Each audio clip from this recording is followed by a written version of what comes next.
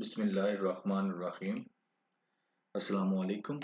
My name is Ali Raza and welcome to Pen Gravity. Dawn newspaper के हम कर रहे थे एडिटोरियल और ओपिनियन का analysis with practice question and today is 27th of November 2023. तो चलें जी शुरू करते हैं। आज के लेक्चर के अंदर हम करेंगे पहले इन तीन एडिटोरियल का analysis 1, 2 and 3.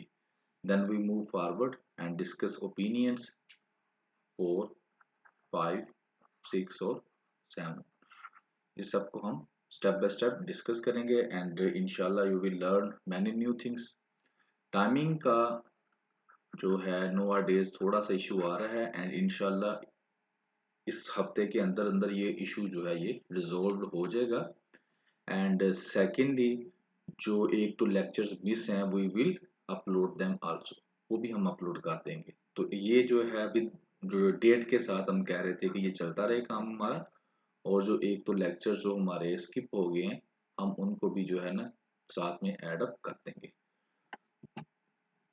So that is these words are for you, क्योंकि आप लोग स्ट्रगल कर रहे हैं तो इनको आपको रखना चाहिए कि सक्सेस जो है वो फाइनल नहीं है अभी, और फेलियर भी जो है वो फैटल है। ठीक है ना, फैटल नहीं है। तो ये असल में कहता है कि जनाब रुकना नहीं है, चलते रहना है, हिम्मत करनी है आप लोगों ने। पीडीएफ जो डिस्क्रिप्शन जो लिंक है न्यूज़पेपर का भी उस लेक्चर का भी वो डिस्क्रिप्शन के अंदर अवेलेबल है। 7 हम इसके चैप्टर्स बना देंगे, व्हाट्सएप लिंक भी होगा जो डिस्क्रिप्शन के अंदर अवेलेबल, आप वहां से हमको ज्वाइन कर सकते हैं एंड एनी कमेंट व क्वेश्चन में आप कोई भी क्वेश्चन है तो वो पूछ सकते हैं and that is your responsibility. And question of the day ये होगा, आगे जाकर हम डिस्कस भी करेंगे, बट अभी के लिए आपको बोल देता हूँ कि जो भी यूनियंस होती हैं, स्टूडेंट यूनियंस, आप में से अक्सर ने ऑब्जर्व किया होगा कॉलेज लाइफ के अंदर और यहाँ तक कि यूनिवर्सिटी लाइफ के अंदर भी। तो आपका क्या ख्याल है जो कॉलेज स्टूडेंट यूनियंस हैं ये डेमोक्रेसी के सिस्टम में क्या रोल अदा करती हैं? ये पॉजिटिव होती हैं या नेगेटिव होती हैं? तो आपने इसके बारे में अपना ओपिनियन जो है वो बताना है। बाकी इसके अंदर एक एडिटोरियल है जिसके अंदर वो इसको भी डिस्कस करेगा, लेकिन आपने अपना जो ओपिनियन या आपका अगर एक्सपीरियंस रहा है फॉर एग्जांपल किसी का, जैसे पंजाब यूनिवर्सिटी का भी आपको अंदर पता है कि कौन एक्टिव है, जमात इस्लामी वाले एक्टिव हैं, government Islamia college civil lines के अंदर भी एक्टिव हैं। इससे पहले स्टूडेंट जो है स्टूडेंट यूनियंस होती थी जो मुशर्रफ की राह में थी, ख़त्म कर दी गई थी। तो आप लोगों ने इसके बारे में बताना है कि क्या वाकई ही जो यूनियन स्टूडेंट यूनियंस होती हैं इनके होने से कुछ डेमोक्रेसी के ऊपर अफेक्ट होता है या नहीं होता। ये जो हमारी नई सीरीज हमने शुरू की थी उसके मुताबिक हम एक दो स्लाइड्स आपको जो शो करवाया करेंगे। ये करंट ग्लोबल इश्यूज चल रहे हैं, आप इनको स्टेप बाय स्टेप एक दफा पढ़ लें। हम इसके ऊपर आपका टाइम ज़ाया नहीं करेंगे, आप इसको खुद ही पढ़ लीजिएगा। ये करंट इश्यूज चल रहे हैं और ये नेशनल इश्यूज जो हैं वो चल रहे हैं जो पाकिस्तान से रिलेटेड हैं, तो इनको भी आप एक दफ़ा देख लीजिएगा। चलेंगे शुरू करते हैं। नंबर वन है लोफ्टी प्रोमिस। तो first of all what is the meaning of Loftie? ठीक है ना, लोफ्टी अगर मैं सादा अल्फाज में कहूँ बड़े बड़े, बहुत बड़े बड़े, ठीक है ना, प्रॉमिस करना, जाइंट, टॉल, ठीक है ना, हाई। तो ये कौन करता है? सियासतदान। सियासतदान आपसे जो बड़े बड़े वादे करते हैं उसके बारे में बात होगी, बड़े बड़े वादे, ठीक है ना।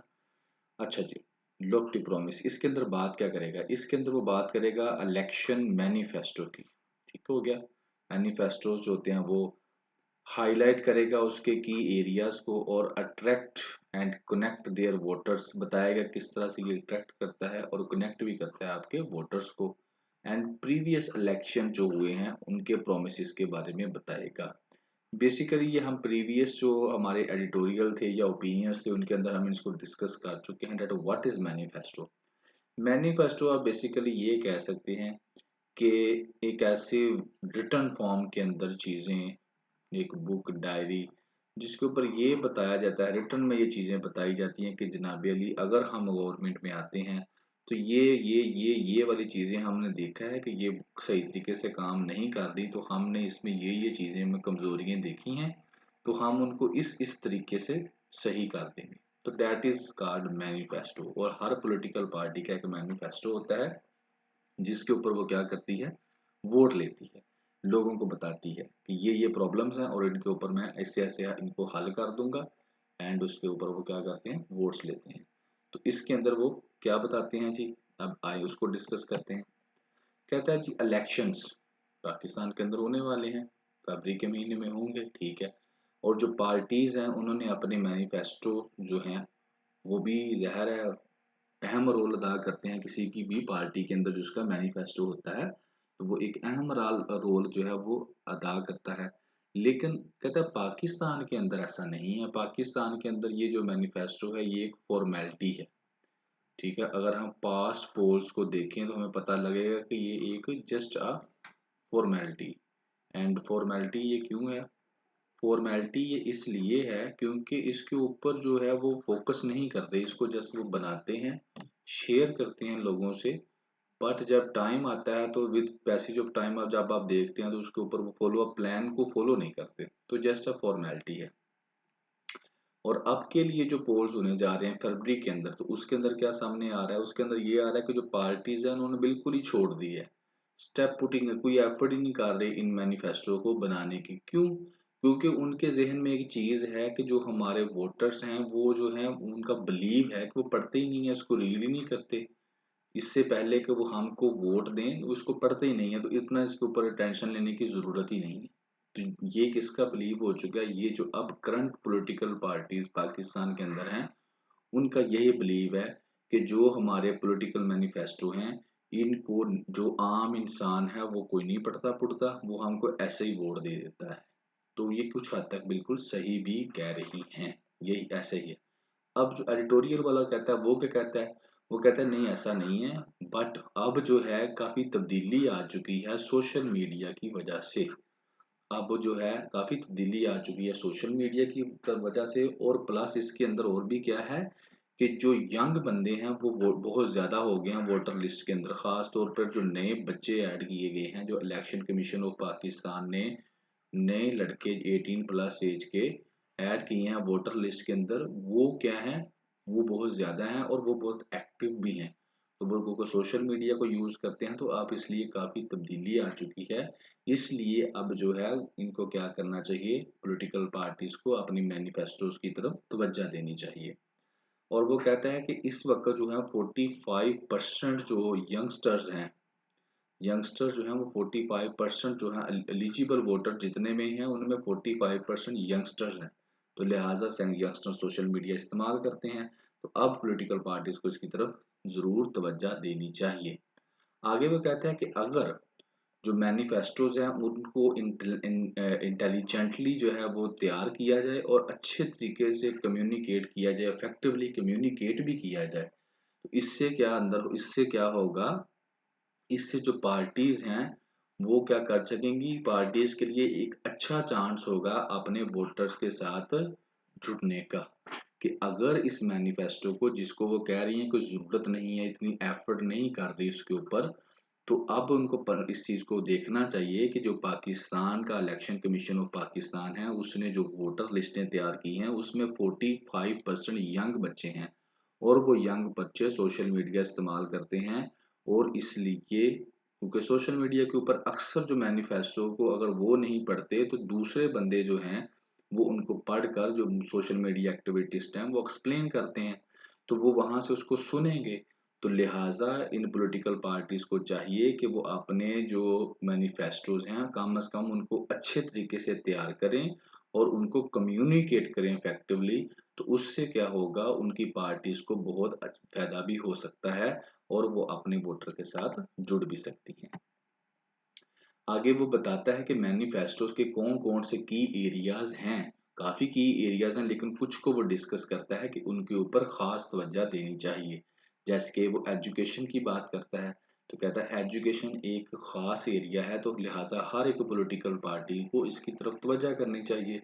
और वो पहले बताता है कि 2018 में जो इलेक्शन हुए थे, जैसे लास्ट इलेक्शन 2018 में हुआ था, तब की बात पहले वो कहता है कि तब पाकिस्तान पीपल पार्टी ने, पाकिस्तान मुस्लिम लीग नवाज ने और पीटीआई ने जो है इसको रिकग्नाइज किया एजुकेशन को रिकग्नाइज किया कि ये एक वाकई की एरिया है, और कहता है एटलीस्ट ऑन पेपर ही चलो किया, लेकिन किया तो सही।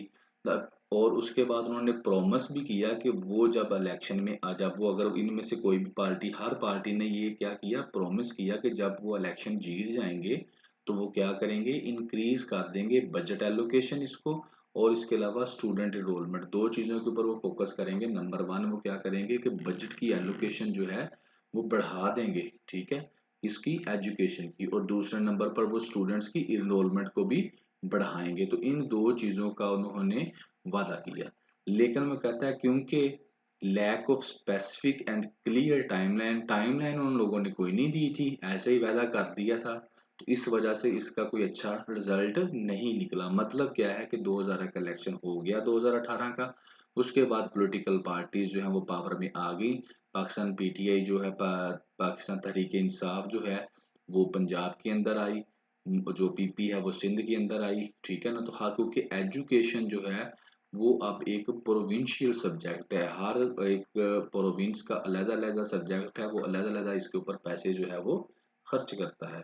तो इस लिहाज से जब हम देखते हैं तो हमको पता चलता है कि ये हर सूबे की अपनी-अपनी सेपरेट ज़िम्मेदारी है। तो उन्होंने इसको अच्छे तरीके से परफ़ॉर्म नहीं किया, मतलब कि जो उन्होंने एजुकेशन को लेकर वादा किया था उन्होंने फुलफ़िल नहीं किया। ठीक हो गया?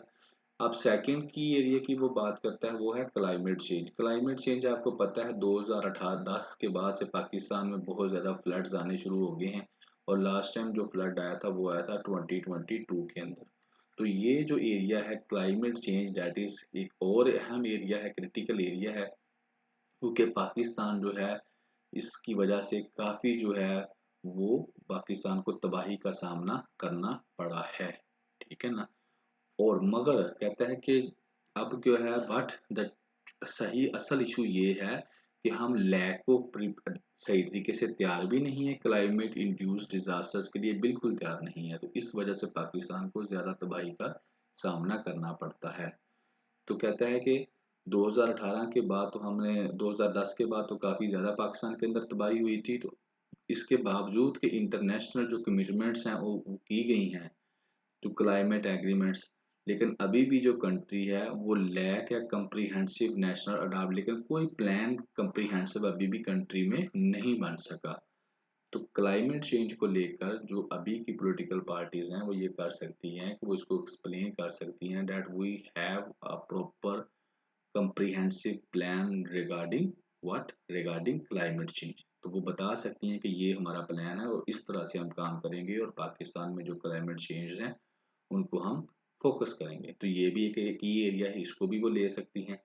थर्ड वो बात करता है हेल्थ पॉलिसी की, जो हेल्थ पॉलिसी है उसके ऊपर भी जो है ये भी एक स्पेशल एरिया है, इसके ऊपर भी मैनिफेस्टो जो है वो तैयार किया जा सकता है, और इसमें बताया जा सकता है किन चीज़ों के ऊपर वो फोकस करें, कि जो नेशनल हेल्थ इंश्योरेंस सिस्टम है उसके ऊपर फोकस करें, जैसे कि हेल्थ कार्ड जो पीछे पीटीआई ने इंट्रोड्यूस करवाया, इस तरह का इंश्योरेंस सिस्टम प्रोवाइड करें। और इसके अलावा ये भी कहें कि ये इम्पैक्ट नहीं होगा bye political affiliation and changes in government, ऐसी भी वो तजावीज़ दें कि जिस तरह हेल्थ कार्ड जो है अभी बंद कर दिया गया था, और अभी भी जो है कुछ लोगों का बंद है, और उसमें इनके इसमें कुछ चेंजेस की गई थी, ठीक है ना, स्पेसिफिक चेंजेस इसके अंदर की गई थी। स्मूथ रन नहीं कर रहा था जब से फिर जो पीटीआई की गवर्नमेंट गई है उसके बाद से।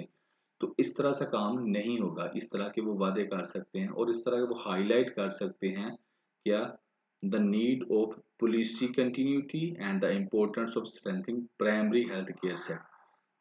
यानी कि वो ये कह सकते हैं कि एक तो हम इंश्योरेंस सिस्टम इंट्रोड्यूस करवाएंगे, दूसरा हम इस कोई भी अगर गवर्नमेंट चेंज होती है तो ये सिस्टम चेंज नहीं होगा, वो इम्पैक्ट नहीं होगा। एंड आगे वो क्या कर सकते हैं कि हेल्थ सेक्टर के अंदर इसको प्राइमरी हेल्थ सेक्टर को भी क्या कर सकते हैं, मजबूत कर सकते हैं। नंबर 4 एरिया पॉपुलेशन के ऊपर वो क्या कर सकते हैं, अपनी मैनिफेस्टो के अंदर कुछ चीज़ें हाईलाइट कर सकते हैं, जैसे कि पॉपुलेशन पाकिस्तान के अंदर बहुत तेज़ी से ग्रो कर रही है, 5वें नंबर पर पाकिस्तान आ चुका है आबादी के लिहाज से, और ये एक बहुत ही यानी कि समझ लें कि खतरनाक चैलेंज है पाकिस्तान के लिए। और इसके ऊपर भी क्या हो सकता है, एक प्रॉपर पॉलिसी बनाकर वो एक्सप्लेन इसको कर सकते हैं, जिसके अंदर अगर हम देखें तो रैपिड अर्बनाइजेशन है, जिसकी वजह से क्या हो रही है, पॉपुलेशन बढ़ रही है। Inadequate civil and civic infrastructure जो है वो अभी इतना यानी कि ज़रूरत के मुताबिक नहीं डेवलप हो सका। सोशल इश्यूज जो हैं वो राइजिंग हो रहे हैं पॉपुलेशन के बढ़ने की वजह से, और इसकी क्या है, पॉपुलेशन एक हॉट टॉपिक है, इसको वो अपनी मैनिफेस्टो के अंदर ऐड कर सकते हैं, बता सकते हैं कि when we will come in power, तो हम पॉपुलेशन को किस तरह से लेकर चलेंगे और किस तरह से जो पॉपुलेशन है पहले से मौजूद उसको क्या फैसिलिटीज प्रोवाइड करेंगे। तो ये की एरियाज कुछ उसने हाईलाइट किए हैं। तो वो कहता है इनके ऊपर वर्क करके वो क्या कर सकते हैं, अपने वोटर के साथ कनेक्ट हो सकते हैं बड़े अच्छे तरीके से, और बड़े अच्छे वोट्स लेकर वो क्या कर सकते हैं, कामयाब हो सकते हैं। तो कहता है फाइनली वो आगे एंड पे बात ये करता है कि ये जो इलेक्शन का साइकिल होता है ये एक बड़ी अच्छी अपॉर्चुनिटी होता है पार्टीज के लिए, कि इसलिए कि वो डिमॉन्स्ट्रेट कर सकती हैं अपनी अंडरस्टैंडिंग, जो भी क्रिटिकल इश्यूज हैं उसके मुताबिक पॉलिटिकल पार्टीज बता सकती हैं कि ये क्रिटिकल इश्यूज हैं और ये हमारी इसके मुताबिक क्या है, अंडरस्टैंडिंग है, और उसके बाद कमिटमेंट कर सकती हैं कि हम किस तरह से एक्शनेबल प्लान्स बनाकर इन इश्यूज को रिजोल्व कर सकती हैं।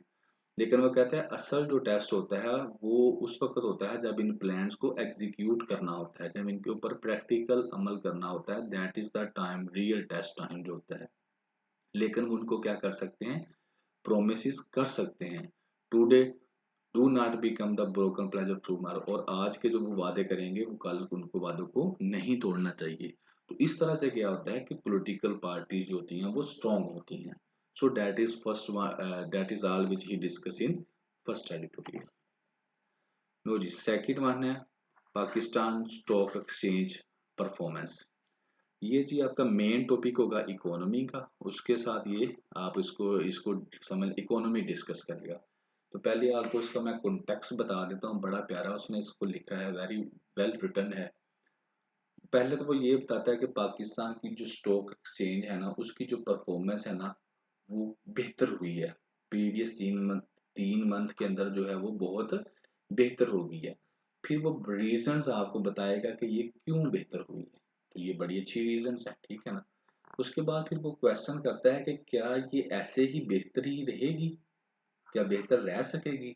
फिर वो बताता है कि कौन से फैक्टर्स हैं कि जो इसका फ्यूचर डिफाइन करेंगे कि ये बेहतर रहेगी या खराब, फिर से दोबारा खराब हो जाएगी। और वो ये कहता है कि फर्स्ट टाइम ये हमारा अच्छा एक्सपीरियंस नहीं हुआ कि हमारी स्टॉक एक्सचेंज बहुत अच्छी हुई है, ये पहले भी होती थी लेकिन फिर खराब आ जाती है। तो यहाँ पर मैंने फिर एक मेरे वर्ड ज़हन में उस वक्त आया कि बुलंदी पर पहुंचना आसान होता है मगर रुक वहां पर ठहरना रुकना बहुत मुश्किल होता है, ठीक है ना। तो यही बात है पाकिस्तान स्टॉक एक्सचेंज की, कि पाकिस्तान की जो स्टॉक एक्सचेंज है वो अब फिर जो है अच्छा परफॉर्म कर रही है in terms of dollar as well. लेकिन क्या अब ये वहां पर स्टे करेगी या फिर दोबारा से कोलैप्स कर देगी जिस तरह ये पहले भी कोलैप्स करती रही है। तो ये इसके अंदर हम जो है वो डिस्कस करेंगे, ठीक है ना। तो चलें इसको हम डिस्कस करते हैं। पहले इसके अंदर ना दो टर्म्स जो बेसिक यूज होती हैं, बुल और बियर्स, ये आपको पता होनी चाहिए कि इकोनॉमी के अंदर ये जो दो टर्म्स इस्तेमाल होती हैं इनका मतलब क्या है, व्हाट आर देयर मीनिंग्स, तो आपको उससे आइडिया हो जाएगा।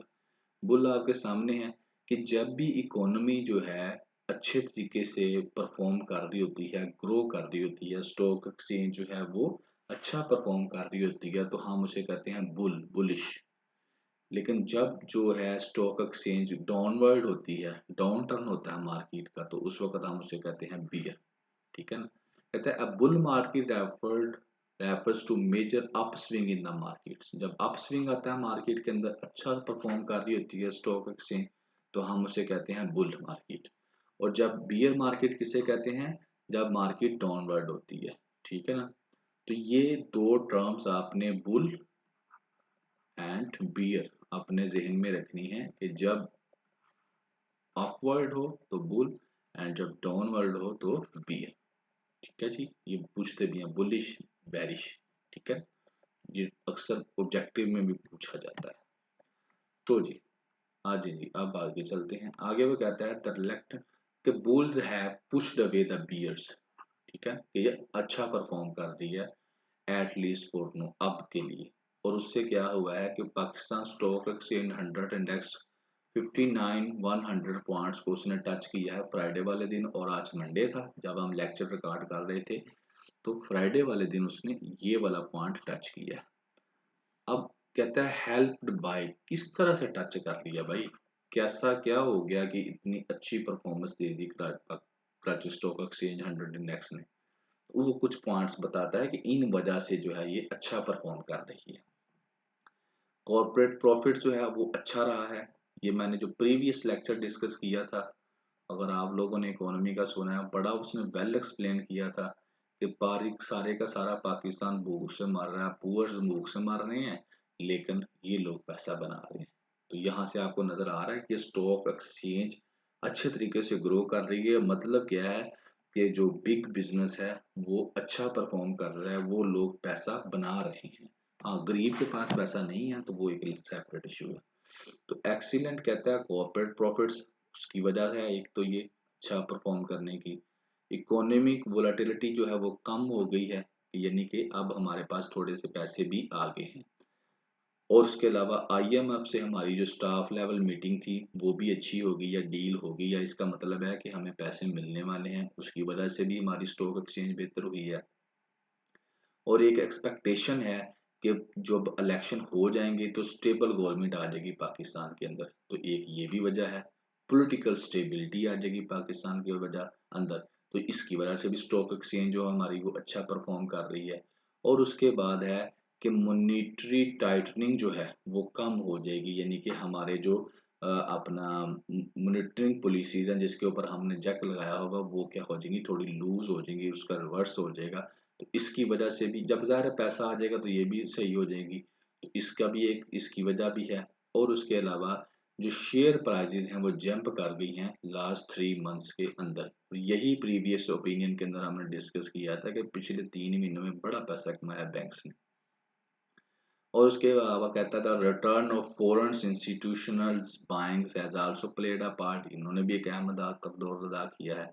और इसी तरह कहता है जो शेयर इंडेक्स है उसमें 3.5% week over week and increase by 45% from its end December level, इतना ये इंक्रीज हुआ है। तो ये सारे के जो फैक्टर्स हैं इनकी वजह से क्या हुआ है, जो पाकिस्तान की स्टॉक एक्सचेंज है वो उसने एक नया रिकॉर्ड जो है टच किया है 59 and 100 पॉइंट्स का, 59,100 पॉइंट्स का। तो ये रीजंस हैं कि जिसकी वजह से ये सारा कुछ हुआ है। फिर वो पाकिस्तान स्टॉक एक्सचेंज की बात करता है कि 2022 के अंदर ये पूरी दुनिया की वर्स्ट परफॉर्मिंग थी, वर्स्ट परफॉर्मिंग मार्केट थी at the end of 2020 in dollar terms 2022 के अंदर। और अब यही वाली जो पाकिस्तान स्टॉक एक्सचेंज है ये बेस्ट परफॉर्मिंग जो है वो बनी पड़ी है वर्ल्ड वाइड अगस्त के एंड तक। तो ये इस वक्त हमारी इकोनॉमी की इनके बबल की तरह इकोनॉमी हमारी मूव कर रही है। फिर आगे वो क्वेश्चन करता है कि भाई कितनी देर तक आप लोगों की ये जो आप लोगों ने पॉइंट टच किया है, क्या अब ये स्टेबल रहेगा या फिर नीचे गिर जाएगी। जिस तरह से ये काम हुआ कि पहले हमारी वर्स्ट थी और अब बेस्ट हो गई है, तो अब दोबारा वर्स्ट कितनी देर में हो जाएगी, तो कितनी देर तक ये स्टे करेगी, फॉर हाउ लॉन्ग। तो कहता है इसका जवाब जो है ना वो इसके ऊपर है कि जो इकोनॉमी है वो बिहेव कैसे करेगी, आगे जाकर ये इकोनॉमी कैसे बिहेव करती है। क्या जो उसकी फिर वो कहता है कि क्या गवर्नमेंट इस काबिल है कि जो उसने वादे किए हुए हैं किससे, फॉरेन इन्वेस्टमेंट के जो प्रोमिस हुए पड़े हैं गुल्फ नेशन से जो हमारे फ्रेंडली कंट्रीज हैं, तो क्या वो वादे पूरे होते हैं या नहीं। अगर तो वो वादा पूरा हो जाता है तो पाकिस्तान में डॉलर आ जाएगा, तो पाकिस्तान का जो बैलेंस ऑफ पेमेंट पोजीशन है वो बेहतर हो जाएगी।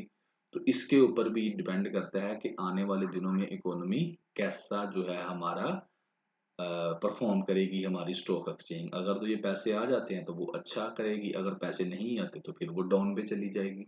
ठीक है ना, तो ये अब वादा निभाते हैं या नहीं निभाते इसके ऊपर ये सारा डिपेंडेंट है। आगे वो कहता है कि रिसेंट जो अभी थोड़ी सी मैक्रो इकोनॉमिक रिकवरी हुई थी ना, एक तो भी स्टॉक एक्सचेंज बेहतर हुई है ना, और पीछे आपने देखा कि थोड़ी सी हमारी इकोनॉमी भी बेहतर हुई थी। तो वो कहते हैं जो रिसेंट मैक्रो इकोनॉमिक रिकवरी हुई थी ना वो अभी भी कमजोर ही है। क्यों? क्योंकि हमने शॉर्ट टर्म फिक्सेस की हैं, लॉन्ग टर्म हमने काम नहीं किए। प्रीवियस आप लोग एडिटोरियल्स ओपिनियन जरूर सुने, उसके अंदर इनको डिटेल में डिस्कस किया हुआ है। जैसे हमने क्या शॉर्ट टर्म किए हैं कि अपना जो डेवलपमेंट का बजट था उसको हमने कम कर दिया, ठीक है ना। इंपोर्ट्स जो है वो हमने कम कर दी, इनडायरेक्ट हम लोगों ने टैक्स लगा दिए और कई एडमिनिस्ट्रेटिव एक्शंस लिए, जैसे कि जो ज़खीरा अंदोज़ी थी डॉलर की उसके ऊपर हमने एक्शन लिया, स्मगलिंग को रोका। तो ये हमने कुछ जो है छोटे-छोटे काम किए जिसकी वज़ह से हमारी जो मैक्रो इकोनॉमी है वो थोड़ी-सी बेहतर रिकवर उसने किया, लेकिन अभी भी वो कमज़ोर है। कहते हैं जो असल जो प्रॉब्लम है ना वो ये है इकोनॉमी के अंदर द स्ट्रक्चरल वीकनेसेस हैं, जो कि हमारी इकोनॉमी को नीचे की तरफ जो है वो खींचती हैं, और ग्रोथ आल्सो रिमेन, ग्रोथ भी नहीं होती। तो इसके लिए हमें क्या चाहिए, हमें लॉन्ग टर्म चाहिए बुलरिंग, लॉन्ग टर्म लंबे अरसे तक हमारी इकोनॉमी जो है ना वो बेहतर हो। ये असल में जो है इसके ऊपर डिपेंड करती है। और ये किसके ऊपर डिपेंड करती है, ये डिपेंड करती है पॉलिटिकल स्टेबिलिटी के ऊपर, जो कि इलेक्शंस के बाद आएगी, कि हमारी जो स्ट्रक्चरल वीकनेसेस हैं उन इकोनॉमी की वो असल में इकोनॉमी को तबाह कर रही हैं।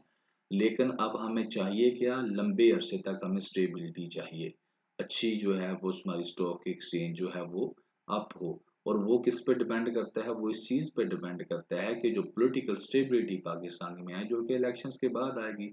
तो फिर फाइनली वो आपको बता देता है कि जनाब अली आने वाले वक्त के अंदर अगर आप चाहते हैं कि आप कंटिन्यूसली जो है इम्प्रूवमेंट करें, अब इकोनॉमी आपकी कंटिन्यूसली ग्रो करे, तो फिर एक दो चीज़ें हैं उनके ऊपर काम करना पड़ेगा। नंबर वन, कि आपको इंस्टॉल करनी पड़ेगी एक स्ट्रोंगर गवर्नमेंट, जो कि credible and real public mandate लेके आए, यानी कि जिसको लोग चुने।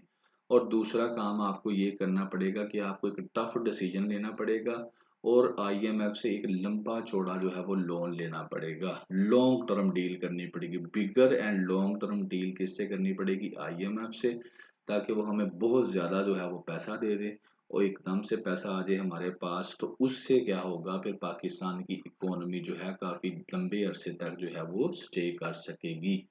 तो कहता है कि this is not the first time, ये पहली दफ़ा नहीं हुआ कि पाकिस्तान स्टॉक एक्सचेंज जो है वो बेस्ट परफॉर्मिंग हुई है इन द वर्ल्ड।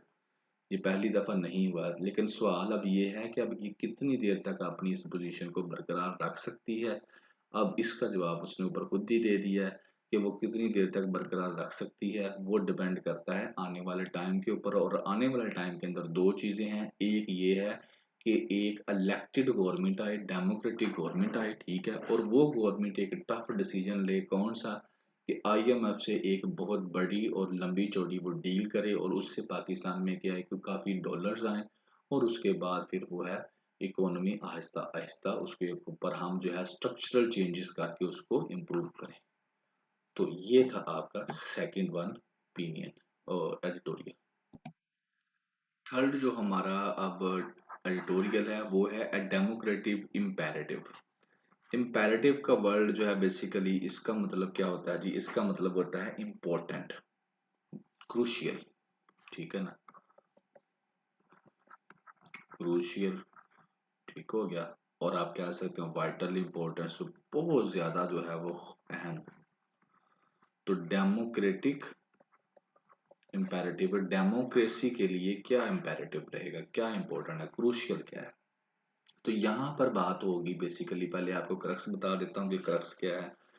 क्रक्स में ये है कि स्टूडेंट यूनियंस की बात होगी, इसके गिर्द हमारा ये जो है एडिटोरियल जो है घूमता है स्टूडेंट यूनियंस के गिर्द। तो क्या है, ये कहता है कि स्टूडेंट यूनियन से क्या होगी, डेमोक्रेसी जो है वो स्ट्रांग होगी। और कहता है कि ये यूथ की डिमांड भी है, और इससे सोशल इश्यूज जो है वो भी एड्रेस ये करेंगे। और इसके अलावा जो पास्ट एक्सपीरियंस रहा है सो स्टूडेंट यूनियंस का वो भी आपके साथ डिस्कस करेगा। तो बेसिकली ये कहना ये चाह रहा है कि कॉलेजेस, यूनिवर्सिटी या किसी भी एकेडमिक इंस्टीट्यूशंस के अंदर जो स्टूडेंट यूनियंस होती हैं वो एक ऐसा कल्चर डेवलप करती हैं जो कि एक डेमोक्रेटिक स्टेट के अंदर अहम किरदार अदा करता है। यहाँ से क्या है, लीडर्स पैदा होते हैं, यहाँ से क्या है, एक वेल अवेयर पॉलिटिकल क्लास पैदा होती है जिसको अपने राइट्स का पता होता है, जिसको सोशल प्रॉब्लम्स का पता होता है। तो वो उन प्रॉब्लम्स को हल करने की भी कोशिश करती है। तो इसलिए जो स्टूडेंट्स यूनियंस हैं ये होनी चाहिए। चलिए आगे डिस्कस करते हैं जी क्या कहता है। कहता है लाहौर के अंदर एक मार्च हुआ और प्रोग्रेसिव स्टूडेंट कलेक्टिव ने वो मार्च लीड किया। और ये कहता है कि एक अर्जेंट कॉल थी पाकिस्तानी यूथ की तरफ से कि स्टूडेंट्स यूनियन को क्या किया जाए, बहाल किया जाए, रिवाइव किया जाए। कहता है ये एक जिस एक वन एग्जांपल है एक जनरेशन की जो डिमांड कर रही है रिप्रेजेंटेशन, ना कि सिर्फ रिप्रेजेंटेशन डिमांड कर रही है but also solution to systematical issues educational institutions. Educational institutions के अंदर जो प्रॉब्लम्स हैं, उन जो इश्यूज हैं उनके सॉल्यूशंस की भी डिमांड कर रही है। ठीक है ना। तो ये किसके थ्रू होगा, स्टूडेंट्स यूनियंस के थ्रू। जो एजुकेशनल इंस्टीट्यूशंस है वहां पर इश्यूज क्या हैं, वहां पर इश्यूज हैं हरासमेंट का जो कैंपसेस के अंदर हो रही हैं। पिछले दिनों में आपके सामने जो है कई केसेस इसके खास तौर पर जो फीमेल स्टूडेंट्स की हरासमेंट होती है उसके हवाले से जो इश्यूज हैं। इफेक्टिव एंटी हरासमेंट कमेटीज नहीं है वहां पर। अनइक्वल ट्रीटमेंट है स्टूडेंट्स को इन द यूनिवर्सिटी पॉलिसीज के अंदर। तो इन चीज़ों को लेकर क्या हो रहा है, इन चीज़ों का सलूशन भी हो जाएगा। इन चीज़ों को लेकर स्टूडेंट्स यूनियन अगर होंगी तो वो इन चीज़ों को लेकर क्या कर सकती है, इनको सॉर्ट आउट कर सकती है। तो इससे एक और भी काम होगा कि जब ये स्टूडेंट्स यूनियन इस से मामला को हल करने के काबिल हो जाएंगी तो जो आपका सोशो पॉलिटिकल कंसर्न है जैसे कि इनफोर्स डिसअपीयरेंस हो गई, ज़बरदस्ती लोगों को अगवा कर लेना, इन्फ्लेशन होगी, हाई फीस होगी, और इसके अलावा इनके ऊपर भी जो है स्टूडेंट्स यूनियंस क्या करेंगी, आहिस्ता आहिस्ता फिर वर्क कर सकेंगी। तो कहता है ये क्या है, ये एक एविडेंस है कि जो सिंध स्टूडेंट यूनियंस हैं, Sindh student unions registration act and similar initiatives mark significant progress. कि अगर स्टूडेंट्स यूनियन को बहाल कर दिया जाता है तो उससे बहुत ज़्यादा फायदे होंगे, ना कि एजुकेशनल इंस्टीट्यूशंस के अंदर बल्कि उसके बाहर भी जो सोशल लाइफ है, जो सोसाइटी है हमारी, जो मुआशरा है हमारा, वहाँ पर भी बेनिफिट्स जो हैं लोगों को मिलेंगे क्योंकि यही स्टूडेंट्स जो हैं मुआशरे का हिस्सा भी हैं। तो ये अपने इन प्रॉब्लम्स को भी क्या करेंगे, हल करने की ताकत रखेंगे। कहता है अब चैलेंज ये है कि ये जो यूनियंस है ना ये इफेक्टिवली ऑपरेट करें और आज़ादी के साथ ऑटोनोमस जो है ये ऑपरेट करें। तो फिर ही यह इंश्योर किया जाए कि ये स्टूडेंट्स यूनियंस जो हैं ये इफेक्टिवली ऑपरेट करें और आज़ादी के साथ ऑपरेट करें, ना कि किसी के अंडर ऑपरेट करें। अब कहता है कि यूनिवर्सिटीज मस्ट बैलेंस, किस चीज़ को बैलेंस करना चाहिए, कि वो स्टूडेंट्स की जो आवाज़ है उसको और एडमिनिस्ट्रेटिव जो डिसीजंस हैं उनको क्या करे, इंटीग्रेट करे। कि जब भी स्टूडेंट्स के मतलब कोई पॉलिसी बनानी हो तो स्टूडेंट्स को भी एक दफ़ा क्या किया जाए, उनसे भी इस चीज़ के बारे में पूछा जाए, ना कि अपनी मर्जी से ही सारे के सारे काम कर लिए जाएं। और फिर कहता है वर्ल्ड सेफ गार्डिंग, और इसके साथ साथ जो पॉलिटिकल इन्फ्लुएंस है उससे क्या किया जाए, स्टूडेंट्स यूनियंस को क्या किया जाए, सेव किया जाए। आपको पता है कि अब government Islamia college civil lines है, पंजाब यूनिवर्सिटी से है, तो वहाँ पर जमात इस्लामी जो एक पॉलिटिकल जमात है उसका होल्ड है उनके स्टूडेंट्स के ऊपर। इसी तरह से एमएसएफ थी, मुस्लिम स्टूडेंट फेडरेशन, ठीक है, वो भी एक उसका भी, यानी कि ये क्या करती हैं फिर पॉलिटिकल पार्टीज इन यूनियंस के जो लीडर्स हैं उनको पेमेंट देकर या जैसे तैसे करके क्या करती हैं, अपने पर्सनल जो कंपेन्स हैं उनके लिए ये यूज करती हैं। तो ऐसा काम नहीं होना चाहिए, बल्कि होना ये चाहिए कि जो स्टूडेंट्स यूनियंस हैं वो यूनिवर्सिटी के अंदर जो इश्यूज हैं स्टूडेंट्स के उनको रिजोल्व करें। ठीक है, और उसके साथ साथ जो मुआशरे में इश्यूज हैं उनको वो देखें, ना कि ये है कि वो इस तरह के जो है पॉलिटिकल इन्फ्लुएंस के अंदर वर्कआउट करें। तो कहता है कि the concerns raised by the students, अब स्टूडेंट्स ने कौन कौन से कंसर्न्स रेज किए, free education, fair representation in decision making bodies, और equitable treatment in campuses policies. तो ये किसके कंसर्न हैं, स्टूडेंट्स के कंसर्न है। अब ये रिवील ये करते हैं कि जो स्टूडेंट्स यूनियन का पोटेंशियल है ना वो एकेडमिक के बियॉन्ड है, यानी कि एकेडमिक के अलावा भी वो क्या कर सकते हैं, एड्रेस कर सकते हैं इश्यूज को। और इससे क्या है, ये एक कैटालिस्ट है किसके लिए, सोसाइटियल चेंज के लिए, फोस्टरिंग कल्चर ऑफ डिबेट, यानी कि इससे क्या होगा, सोसाइटी के अंदर चेंज आएगी, लोगों के अंदर एक कल्चर डेवलप होगा बात करने का, क्योंकि कल को इन्हीं स्टूडेंट्स ने जाकर जो है आपके माशरे को संभालना होता है, टॉलरेंस का, एक दूसरे की बात सुनने का, बर्दाश्त करने का, और इसके अलावा जो डेमोक्रेटिक इंगेजमेंट है वहाँ उनमें शमूलियत करने का। तो ये सारे बेनिफिट्स होंगे जब आपके पास हो जाएंगी क्या स्टूडेंट्स यूनियन एक्टिवली वर्कआउट करेंगी। तो वो कहता है ठीक है, ये एक रिवाइवल करना तो अच्छी बात है, लेकिन इसके पास्ट में आप थोड़ा सा लेसन देख लें कि पहले भी तो ये स्टूडेंट्स यूनियन थी, तब क्या होता था। तो तब इनको मिस यूज किया जाता था स्टूडेंट्स बॉडीज को bye political factions, political parties इनको मिस यूज करती थी। और इसके अलावा कैंपसेस के अंदर वायलेंस भी होता था। आपको एमिया कॉलेज लाहौर का भी पता है, ठीक है, वहां पर उस गवर्नमेंट इस्लामिया कॉलेज सिविल हैं, जिनकी आपस में लड़कों की बहुत लड़ाई हुआ करती थी हमारे दौर में। तो ये क्या था, जो कैंपसेस के अंदर वायलेंस भी होता था। फिर जो मुशर्रफ था उसने इनको बैन भी कर दिया था कॉलेजेस के अंदर जो यूनियंस हैं उनको, ठीक है। और इसके अलावा जो है कहता है कि इस तरह का जो सप्रेशन है ना, वो ये फिर रिपीट नहीं होना चाहिए, ठीक है ना। तो ये पास का जो कहता है कि एक्सपीरियंस इतना अच्छा नहीं रहा। एंड फाइनली वो कहता है कि कोड ऑफ कंडक्ट होना चाहिए इन स्टूडेंट्स यूनियन का। और ये क्या है कि जिसमें स्टेक होल्डर्स जो हैं स्टूडेंट यूनियन की प्रायोरिटीज होनी चाहिए, वेलफेयर, ठीक है ना, प्रायोरिटीज वेलफेयर, डेमोक्रेटिक वैल्यूज होनी चाहिए, पॉलिटिकल एजेंडा होना चाहिए। पॉलिटिकल एजेंडे के ऊपर जो है वो डेमोक्रेटिक वैल्यूज को क्या होना चाहिए, प्रेफरेंस होनी चाहिए। तो स्टूडेंट्स यूनियन के कहता है रिवाइवल से, ठीक है ना, ये जो रिवाइवल करना है ये कोई लेजिस्लेटिव और एडमिनिस्ट्रेटिव डिसीजन नहीं है, बल्कि ये यूथ की तरफ से एक कॉल है कि स्टूडेंट्स यूनियन को क्या किया जाए, रिवाइव किया जाए।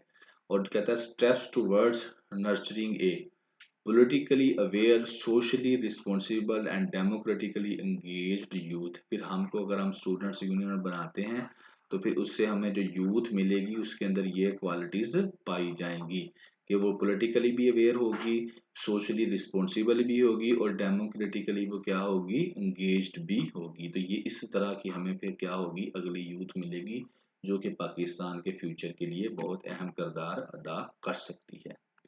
सो दैट इज टुडे पिक्चर। ये था हमारा थर्ड एडिटोरियल। टुडे पिक्चर के अंदर ये है, उन्होंने ये तलवार बनाई हुई है और ये पीटीआई का बल्ला है, ठीक है ना, पाकिस्तान तहरीक इंसाफ का जो इंतखाबी निशान है।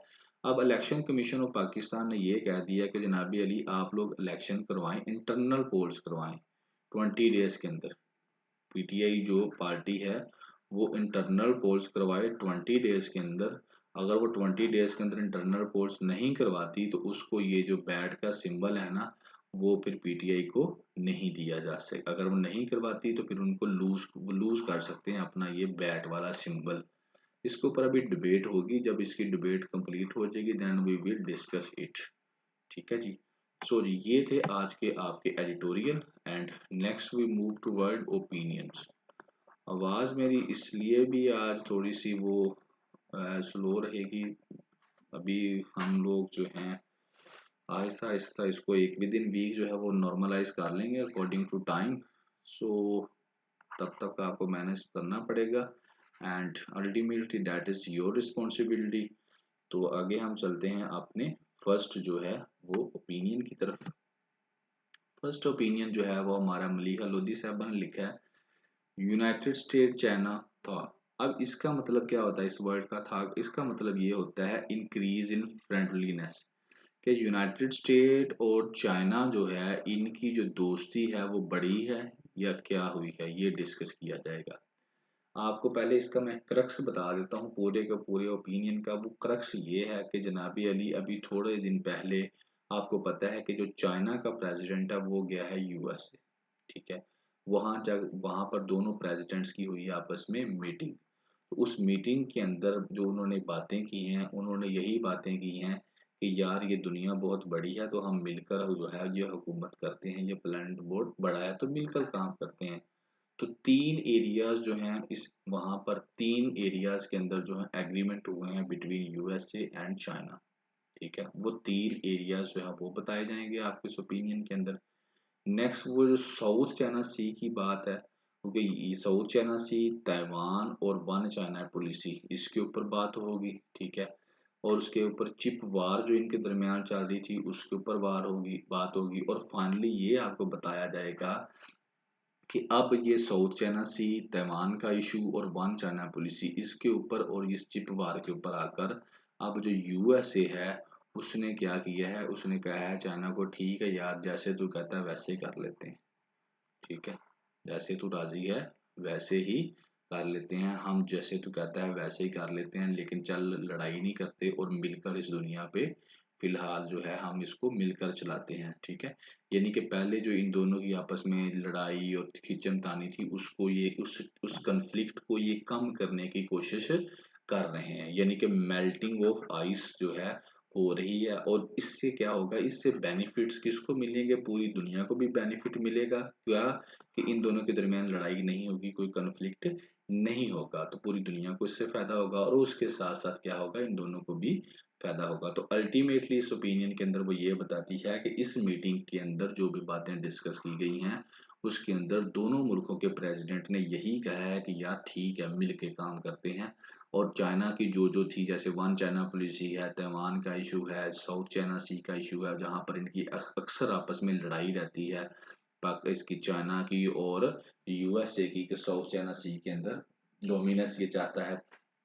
तो वहां पर, और इसके अलावा जैसे चिप वार हुई थी पहले इनकी आपस में, तो इन सारे एरियाज के अंदर इन्होंने कंप्रोमाइज करना शुरू कर दिया है यूएसए ने चाइना के साथ। तो ये सारी चीजें इसके अंदर हम डिस्कस करें। तो जी, वो ये कहती है कि जब अभी क्या है, इसराइल की वार हो रही है गजा के अंदर, तो उससे क्या हुआ है कि इन दोनों की जो मीटिंग हुई है ना, चाइना की और यूएसए की, उसने इंटरनेट जो है इंटरनेशनल मीडिया के ऊपर उसको ज्यादा अटेंशन नहीं मिल सकी, वरना इसको बड़ी अटेंशन मिलनी थी। और ये एशिया पैसिफिक इकोनॉमिक फोरम जो है उसकी साइडलाइन पे ये मीटिंग हुई है, वहां पर ये फेस टू फेस एक दूसरे के साथ मिले हैं। और एक साल के, काफी साल के बाद, यानी कि तकरीबन ओवर अ ईयर के बाद ये क्या हुआ है, इंटरेक्शन इनकी आपस में हुई है।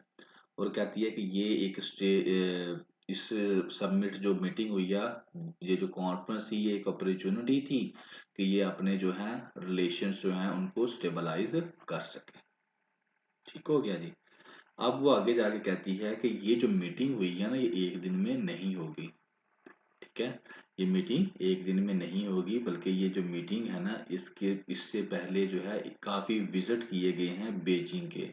अमेरिका के जो ऑफिशियल्स हैं ना, हाई क्लास के, उन्होंने पहले बेजिंग के काफी विजिट किए हैं, जिसके अंदर यूएसए का secretary of state Antonio Blinken गया पहले चाइना, फिर सीआईए का चीफ बिल बर्न गया, फिर नेशनल सिक्योरिटी एडवाइजर जो है यूएसए का जैक सोलिवान वो गए। ये सारे लोग इससे पहले क्या कर चुके हैं, बेजिंग का विजिट कर चुके हैं। और इसी तरह जो चाइना का फॉरेन मिनिस्टर है वांग यी, वो भी क्या है, अमेरिका जा चुका है, ये सारी इस मीटिंग से पहले। तो ये दोनों पहले सारे मिलते रहे हैं आपस में, हाई प्रोफाइल जो इनके ऑफिसर्स हैं वो अब जाते रहे हैं, विजिट करते रहे हैं, अमेरिका के चाइना और चाइना के अमेरिका। और उसके बाद फिर अब जाकर क्या हुआ है, ये मीटिंग जो है वो पॉसिबल हुई है इन दोनों प्रेसिडेंट्स के दरमियान। ठीक हो गया जी। अब कहता है कि यहाँ पर कोई बहुत बड़ी जो है, इस समिट के अंदर कोई बहुत बड़ी ब्रेकिंग न्यूज नहीं आई, कोई बहुत बड़ा काम नहीं हुआ जो हम समझ रहे थे। तो बस हुआ क्या है, इसके अंदर यही हुआ है कि इन दोनों ने आपस में मिलकर बात की है, जी जिनपिंग ने और जो बाइडन ने। और उन्होंने, जी ने जो बाइडन को कहा कि ये प्लैनेट वाज बिग इनफ, कि ये प्लैनेट बहुत बड़ा है for both the global powers, दोनों ग्लोबल पावर्स के लिए ये प्लैनेट बहुत बड़ा है। मतलब क्या है यार भाई, मिलके चलते हैं, मिलके काम करते हैं। और जो बाइडन ने भी यही कहा, ठीक है यार, मिलके ही चलते हैं। ठीक हो गया जी। आगे वो कहता है कि अब इस प्रेस कॉन्फ्रेंस में जो बाइडन है, हालांकि उसने बाद में इसको, जी को ये भी कहा कि ये एक डिक्टेटर है, लेकिन इसके ऊपर जो है कहता है कि काफी जो है बेजिंग को गुस्सा भी आया, लेकिन उन्होंने जो जो है ना, इस जो गुस्सा भी आया, लेकिन इसके बावजूद जो मीटिंग थी उन्होंने उसको स्मूथ ही रखा। और साथ साथ वो ये भी बताता है कि चाइना का जो मीडिया है ना, उसने इस मीटिंग में कहा है कि एक न्यू स्टार्टिंग पॉइंट है बिटवीन अमेरिका एंड चाइना, जो चाइना का मीडिया ये कह रहा है। और उसके ऊपर है positive comprehensive and constructive meeting, वो कहते हैं कि बहुत अच्छी मीटिंग जनाब ये अली रही है। तो आगे वो कहते हैं कि 3 एरियाज ऐसे हैं, 3 एरियाज हैं जो कि जहाँ पर दोनों साइड जो है वो एग्रीमेंट के ऊपर वो पहुंची हैं, जिसके ऊपर एग्रीमेंट हुआ है बिटवीन अपना यूएसए एंड चाइना। 3 एरियाज के अंदर। नंबर 1 क्या है जी? नंबर 1 ये है to restore high level military to military communication, कि मिलिट्री टू मिलिट्री जो है वो कम्युनिकेशन हाई लेवल की होगी। नंबर 2 क्या है? एस्टेब्लिश है प्रेसिडेंशियल हॉटलाइन, एक हॉटलाइन जो है वो डेवलप की जाएगी। और नंबर 3 क्या है? Cooperate to restrict the production of fentanyl, तो अब इससे रिस्ट्रिक्ट द प्रोडक्शन और फैटानाइल। फैटानाइल बेसिकली एक मेडिसन है, एक अद्वियात है, तो उसको क्या है, उसकी जो है वो उसके ऊपर कोऑपरेशन की जाएगी कि उसको रिस्ट्रिक्ट किया जाए उसकी प्रोडक्शन को। और ये जो आगे इसको मैं बता दिखा देता हूँ एक मिनट आपको। फैटानाइल ये आप देख सकते हैं, फैटानाइल ये है, ठीक है ना। तो ये एक किस्म की मेडिसन है। अब फैटानाइल बेसिकली जो है वो 50 टाइम जो है वो स्ट्रोंगर है हीरोइन से, और 100 टाइम स्ट्रोंगर है मॉर्फिन से। तो ये आपको इसका आइडिया हो गया कि दैट इज व्हाट इज फंटानाइल। तो इसके ऊपर भी इनके आपस में क्या हो गई है, बातचीत हुई है कि इसको एक तो रिस्ट्रिक्ट किया जाए और इसकी एक तो प्रोडक्शन जो है वो भी रोकी जाए। ठीक हो गया। और ये जो है ये समझ लें इसके अंदर जो है ये बातें हुई हैं। ये 3 एरियाज के ऊपर इनके अंदर जो है एग्रीमेंट्स हुए हैं। तो पहले वो कहता है री एस्टेब्लिशिंग मिलिट्री रिलेशंस की वो बात करता है सबसे पहले। तो इससे क्या होगा, कहता है कि ये 2022 से जो है ना ये बीजिंग के जो है सिंस 2022 से ये सस्पेंड है मिलिट्री टू मिलिट्री रिलेशंस। तो अब क्या है कि high level military to military communication शुरू हो जाएगी, और ये 2022 से बंद है। अब इससे क्या होगा कि जो चाइना और यूनाइटेड स्टेट्स की जो डिफेंस पॉलिसी है उसके अंदर क्या होगी, कोऑर्डिनेशन टास्क होंगी। चाइना और यूएस से मिलिट्री मैरीटाइम जो है वो कंसल्ट कर सकेगा एग्रीमेंट्स को। तो इससे क्या हो जाएगा कि अक्सर ये साउथ चाइना सी के अंदर ना इन दोनों के जहाज आमने सामने आ जाते थे, तो वहां पर फिर ये मिस कैलकुलेशन होती थी, और हमेशा डर ही लगा रहता था कि कहीं जो है कोई लड़ाई ना हो जाए। तो अब क्या होगा कि जब ये मिलिट्री टू मिलिट्री टास्क हो जाएंगे, तो फिर इस तरह का कोई भी काम जो होगा उसका जो है रिस्क कम हो जाएगा कि इनकी वजह से क्या हो सकती है, कोई लड़ाई हो सकती है। और आगे फटानाइल है, फटानाइल की वो मैंने आपको बता दी है बात, क्योंकि अमेरिका में जो है ड्रग का बड़ा प्रॉब्लम है इसको लेकर। तो अब जो है अमेरिकन जो है इसको यूज कर रहे हैं, फौजी भी दूसरे भी। तो इसको लेकर जो मेटानाइल है उसकी प्रोडक्शन और डिस्ट्रिक्शन में क्या करेगा, चाइना जो है अमेरिका की हेल्प करेगा। ठीक है। अब आगे चलने से पहले ना, और इसके अलावा फिर वो कहता है कि और कई मामलात के ऊपर जैसे गजा है, यूक्रेन है, उसके ऊपर भी जो है बातें हुई दोनों ग्लोबल पावर्स की। ट्रेड के ऊपर बात हुई, टेक्नोलॉजी के ऊपर बात हुई। ठीक है। ट्रेड ताइवान के ऊपर, ट्रेड के ऊपर, टेक्नोलॉजी के ऊपर, और इसके अलावा curbs and military, technology curbs and military posture, इन सारी चीज़ों के ऊपर जो है वो बात हुई। लेकिन अब आगे मैं इसको मूव करने से पहले आपको बता दूं कि ये ताइवान का इशू क्या है हल्का सा, क्या, ताकि फिर आपको, अब आप चलें, आपको यहाँ पर 3 चीजें आगे जो बाकी ओपिनियन समझने से पहले 3 चीजों का कम से कम पता होना चाहिए। साउथ चाइना सी का, ठीक है, ताइवान, ठीक है, और वन चाइना पॉलिसी। ये हमेशा से जो है ये प्रॉब्लम रही है। अब पहले आप देख लें कि साउथ चाइना सी है कहाँ पर, बाद में बाकी मैं इसके ऊपर डिबेट करता हूँ। ये ग्लोबल मैप आपके सामने है, ठीक है। यहाँ पर है पाकिस्तान, ये है इंडिया, और ये है चाइना। ठीक हो गया। And that is Saudi Arabia. तो ये वाला जो है अरेबियन सी है, बे ऑफ बंगाल है। अब ये जो रेड कलर में आपको नजर आ रहा है ना, ये है साउथ चाइना सी। तो यहाँ पर क्या है, अक्सर जो है यूएसए का जहाज, ठीक है, और चाइना का जो है नेवी वगैरह जो है वो, नेवी के जहाज आमने सामने आ जाते हैं, वहां से गुजरते हैं, और गुजरते गुजरते ये एक दूसरे के पास पास काफी नजदीक आ जाते हैं। तो हमेशा से ये एक रेड लाइन रही है बिटवीन इनके दरमियान कि यहाँ पर लड़ाई हो सकती है। So first of all South China Sea की लोकेशन आपको क्लियर होनी चाहिए कि where is South China Sea. तो ये आपकी लोकेशन आपको मैंने दिखा दी, ये है जी साउथ चाइना सी। अब ये इसमें हो क्या रहा है, अब बेसिकली इसमें स्टोरी ये है कि ये है सऊदी अरेबिया, यहाँ से क्या करता है ये, यहाँ पर चाइना की लोकेशन है, ठीक है, यहाँ पर पाकिस्तान की, ये श्रीलंका, ये इंडिया। अब ये मिडल ईस्ट से यहाँ से तेल करते खरीदते हैं, ठीक है, उस तेल को ये यहाँ से गुजार कर इस रास्ते से, यहाँ पर बे ऑफ बंगाल है, यहाँ से गुजर कर तो ये क्या करते हैं, यहाँ ले जाते हैं चाइना वाले।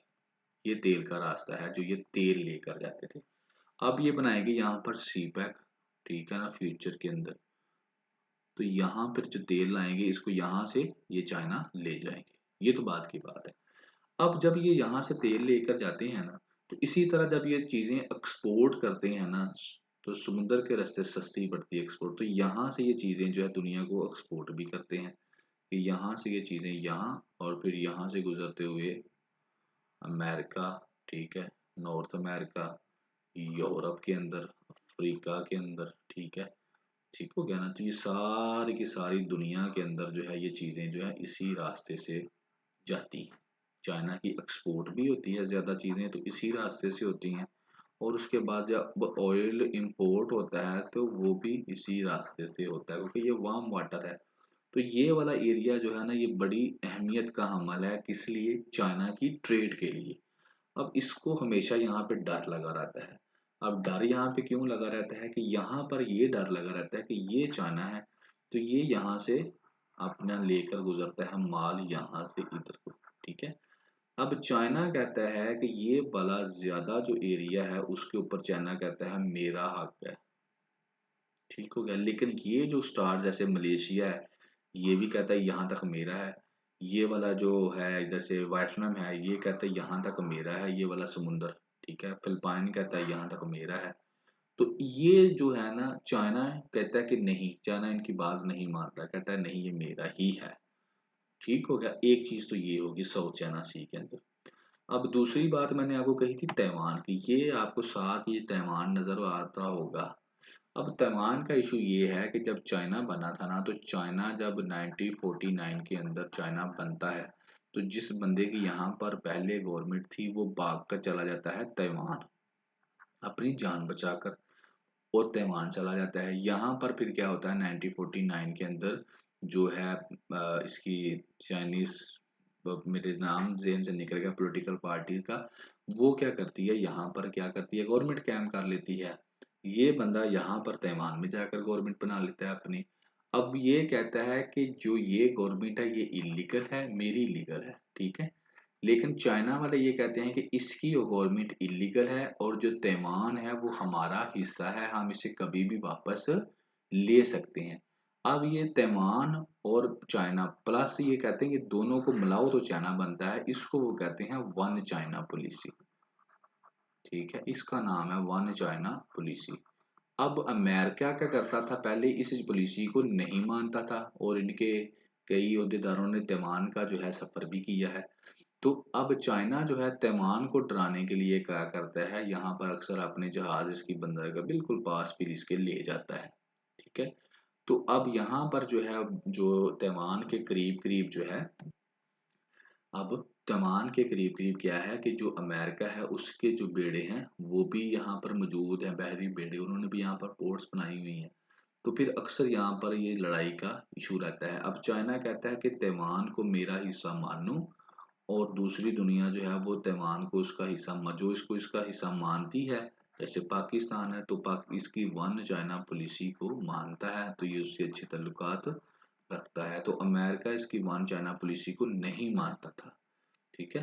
तो ये है वन चाइना पॉलिसी। और साउथ साउथ ये वाला मैंने समुद्र का भी आपको बता दिया, साउथ चाइना सी का भी बता दिया, वन चाइना पॉलिसी का भी बता दिया, और तैवान का इशू भी यही है। अब यहाँ पर जो ये डॉटेड लाइन आपको बड़े डॉट्स नजर आ रहे हैं ना, इसका मतलब यह है कि यहाँ तक चाइना कहता है कि ये समुद्र मेरा है, ठीक है। लेकिन फिर ये वाला जो है अगर आप देखें ये वाला, तो ये तैवान कहता है इतना हिस्सा मेरा है, फिलिपाइन कहता है इतना मेरा है, फिलिपाइन कहता है ये वाला मेरा है, तैवान कहता है यहाँ से लेकर जहाँ तक जो है वो मेरा है, ठीक है। वियतनाम कहता है यहाँ पर वियतनाम भी है ये वाला, वो अपना कहता है मेरा हिस्सा है। मलेशिया कहता है मेरा है हिस्सा, जहाँ तक जापान जो है वो जहाँ तक उसकी बाउंड्री जाती है वो कहता है यहाँ तक मेरा है। तो सब सारे के सारे जो है वो अपना अपना कहते हैं कि यहाँ तक मेरा समुद्र है, यहाँ तक मेरा। वो कहते हैं वो कुछ हद तक सही है, लेकिन चाइना उनकी बात नहीं मानता, क्योंकि चाइना ने यहाँ से ट्रेड करनी है, तो वो चाहता है कि मेरी जो यहाँ से ये बे ऑफ मलाइका से आनी है चीज़ें, तो ये सिक्योर आएँ, तो लिहाज़ा वो चाहता है कि ये सारे के सारे इलाके के ऊपर मेरी ही हुकूमत हो। लेकिन बेसिकली जो इंटरनेशनल लेवल पे बात होती है, उसमें यही होता है कि कोई भी स्टेट है, उसका तकरीबन 200 नॉटिकल माइल तक जो है वो जो एरिया होता है उसका माना जाता है कि वहां तक उसकी क्या होगी, हुकूमत होगी, उसके बाद नहीं होगी। तो ये एक्सक्लूसिव जोन्स वगैरह हैं। तो बेसिकली क्या है, यही है तैवान, ये चाइना, और ये चाइना साउथ चाइना सी। तो यही इनके सारे इश्यूज हैं। यहाँ पर क्या है, अमेरिका भी है। तो अब बेसिकली बात आपको समझ आ गई होगी कि that is what is South China Sea, what is Taiwan, one China policy. अब बेसिकली जब ये बातें हुई हैं, जब ये लोग गए हैं, तो अब अमेरिका ने क्या किया है, अमेरिका ने कहा ठीक है जनाब, हम आपकी वन चाइना पॉलिसी को भी मान लेंगे, हम आपके तैवान इश्यू को भी सॉल्व कर देंगे, तैवान आपका है वन चाइना पॉलिसी के मुताबिक, और साउथ चाइना सी के अंदर कोई लड़ाई लड़ाई भी नहीं होएगी। तो इन चीज़ों को जब इन्होंने एक्सेप्ट कर लिया, और उन्होंने ये नहीं कि इस चीज़ की उन्होंने क्या किया है कि हम सपोर्ट दी है, अब चाइना को कहा कि ठीक है यार, ये कोई बड़ी बातें नहीं है, हम कंप्रोमाइज करते हैं, हम मिलते हैं, हम आपको मान लेते हैं चीज़ों के ऊपर, ठीक है, लेकिन मिलकर काम करते हैं, लड़ने की कोई ज़रूरत नहीं है। अब आगे फ्यूचर में देखेंगे इसके ऊपर क्या प्रोग्रेस आती है। और यही बात वो कहता है कि तैवान की, कि जून के अंदर क्या हुआ था कि इनके दरमियान जो है यूनाइटेड स्टेट नेवी के दरमियान और चाइना वारशिप के दरमियान जो है ये इनकी लड़ाई होने हो जानी थी, लेकिन बड़ी मुश्किल से जान बची इनकी। आगे वो चिप वार की बात करता है कि पहले चिप वार भी थी, इनका कंपटीशन था टेक्नोलॉजी के एरिया के अंदर। उसमें क्या था कि जो अमेरिका की कंपनीज है ना, अमेरिका की कंपनीज, तो अमेरिका ने उनको क्या कह दिया कि आप लोगों ने चिप नहीं बेचनी, किसको, चाइना को। और चाइना इन चिप्स को यूज करता था सेमीकंडक्टर इंडस्ट्री के अंदर, उन्होंने कहा कि आपने उसको चिप्स नहीं बेचनी, ठीक है। इसी तरीके से आगे फिर दोबारा से जो है चाइना को जब आर्टिफिशियल इंटेलिजेंस के अंदर जो है फिर ज़रूरत पड़ती है कंप्यूटर चिप्स की, तो इन्होंने फिर इसको यूएसए ने टाइट कर दिया कि हम इसको एक्सपोर्ट नहीं करेंगे। तो इस तरह से ये क्या करते थे, एक दूसरे को क्या करते थे, और चाइना, यूएसए ये कहता था कि ये मिलिट्री पर्पस के लिए यूज़ करता है हमारी चिप्स को, तो हम इसको नहीं सेल करेंगे। तो ये बेसिकली क्या करते थे, एक दूसरे की इंपोर्ट और एक्सपोर्ट को डिस्टर्ब करने की कोशिश करते थे। लेकिन अब उन्होंने कहा कि नहीं, हम जो है मिलकर काम करेंगे, और उससे क्या होगा, हमारा भी फायदा होगा और दुनिया का भी फायदा होगा। सो जनाब, ये था आपके इस ओपिनियन के अंदर। अब आते हैं हम लोग सेकंड ओपिनियन की तरफ। सेकंड ओपिनियन के अंदर जो डिस्कस किया जाएगा वो है स्मोक सीजन। इसके अंदर पोल्यूशन की बात होगी। तो पहले मैं आपको इसका क्रक्स बता दूं, that is what is inside of this opinion. Smoke का कहता है सीजन है जनाबी अली सर्दी का, वो आपको मेन काजेस बताएगा, और मेन काजेस के अंदर वो सिर्फ दो ही डिस्कस करता है। कहता है स्टबल बर्निंग एक तो काज है, लेकिन वो कहता है स्टबल बर्निंग तो सिर्फ इस मौसम में आती है ना, लेकिन पूरा साल भी तो ये माहौल गंदा ही रहता है ना। तो उसमें वो बात करता है कि जो व्हीकुलर एमिशन है ना, जो गाड़ियों का धुआं है, वो कहता है ये मेन जो है प्रॉब्लम है, इसको वो डीपली डिस्कस करता है। फिर वो पाकिस्तान की रिपोर्ट बताता है, आर्टिकल्स बताता है, फिर वो बताता है दुनिया के कई शहर जैसे लंदन है, वो और दूसरे जो हैं अपना जैसे लंदन हो गया, चिकागो हो गया, लॉस एंजल्स हो गया, कहता है ये और भी वेस्टर्न सिटीज हैं, कहता है वो भी गंदे होते हैं, लेकिन वो लोग भी कुछ ना कुछ करके उनको साफ करते हैं। फिर चाइना की मिसाल बताता है कि चाइना का भी शहर गंदे हैं, लेकिन वो उसको भी करता है। फिर चाइना और पाकिस्तान का कंपैरिजन करके बताता है कि चाइना कौन कौन से काम करता है और वो पाकिस्तान क्यों नहीं कर सकता। तो ये बेसिकली इसका जो है क्रक्स है कि वो जो है वो बताएगा कि जो मेन प्रॉब्लम है ना, वो है गाड़ियों का धुआं, और खासकर वो गाड़ियां जो 2 टायर वाली हैं या 3 टायर वाली हैं और जो डीजल का इस्तेमाल करती हैं, वो ज्यादा धुआं निकालती हैं। तो ये इसके अंदर वो डीपली डिस्कस करता है। तो चलें जी। जी तो जी, वो कहता है जी, पाकिस्तान और नॉर्थ इंडिया, गंदी हवा, टॉक्सिक एयर है इनकी जी, जहरीली है, और दुनिया के गंदे तरीन जो है, गंदी तरीन हवा है इनकी, एयर क्वालिटी है दुनिया से। कहता है कि कुछ पहले जब शुरू शुरू में ये होता है ना, शुरू शुरू में जब स्मोक के कुछ सीजन आए थे, जब ये गंदा होना शुरू हुआ था, तो जो पब्लिक अथॉरिटीज थी ना, उन्होंने कोई ज्यादा टेंशन इसके ऊपर नहीं ली, और इसको बस डाटा शाटा वो इकट्ठा करता रहे, उनको ज्यादा इसको सीरियस नहीं लिया। और उसके बाद कहता है फिर आस्ता आस्ता ज़्यादा गंदा शुरू होना हो गया। तो फिर जब ये ज़्यादा गंदा होना शुरू हो गया तो फिर ये स्टबल बर्निंग के ऊपर उन्होंने क्या करना शुरू कर दिया, जो कि खरीफ सीजन में ऊपर होती है, उसके ऊपर उन्होंने कुछ डाटा शाटा इकट्ठा शुरू करना कर दिया। तो उसके ऊपर उन्होंने देखा कि क्या है जी, कि 60% जो पाकिस्तानी पंजाब है ना, तो वहाँ पर क्या हुआ है, जब इसको यानी कि स्टबल बर्निंग को क्या किया गया है, कंट्रोल किया गया है। जब देखा कि डाटा ज़्यादा गंदा शुरू आना हो गया तो स्टबल बर्निंग को लेकर क्रैकडाउन शुरू कर दिया। और उससे क्या हुआ कि 60% जो है ना, एवरेज जो है वो कम होगी। 2016 से लेकर 2020 तक जो थी ना गंदगी की, वहाँ से वो 60% कम होगी स्टबल बर्निंग। कुछ एडमिनिस्ट्रेटिव मेजर लिए गए, लोकल ऑफिसर्स ने जो है एडमिनिस्ट्रेटिव मेजर्स लिए। तो उससे क्या होगा, जो क्रॉप की जो बर्निंग है, ये फसलों की जो जलाने वाला काम है, वो उसकी फ्रीक्वेंसी कम होगी। लेकिन कहता है कि ये ठीक है, कम तो हो गई है, लेकिन ये तो बस एक छोटा सा काम हुआ, इस प्रॉब्लम का छोटा सा सेगमेंट हल हुआ है। असल कहता है जो फैक्ट है, मैटर है, वो तो कुछ और ही है। ये तो सिर्फ कहता है विंटर के अंदर जो खरीफ की फसल है तब भी होता है ना। असल में तो जो है हवा तो पूरा साल ही गंदी रहती है। तो फाइनली वो ये कहता है कि जो व्हीकुलर एमिशन है, गाड़ियों से निकलने वाला धुआं है, असल में मेन प्रॉब्लम वो है, सेंट्रल पार्ट प्रॉब्लम का कहता है वो ही है। तो उसको फिर वो आगे डिफाइन करता है कि जो है एक आर्टिकल जो आया है रिसेंटली, एक आर्टिकल आता है जो कि हसन शेख साहब ने लिखा है। पाकिस्तानी साइंटिस्ट हैं अब्दुल्ला बाजवा और हसन शेख। इन्होंने कहता लिखा है, उन्होंने क्या है कि उन्होंने क्या किया, उन्होंने सारा एवेल्यूएशन किया है। और आर्टिकल किसके ऊपर है, evaluating the contribution of road transport to urban air pollution, के किस तरह से जो रोड ट्रांसपोर्ट है वो अर्बन जो है एयर पोल्यूशन का सबब बन रही है, उसके ऊपर उन्होंने सारा ये डिस्कस किया है।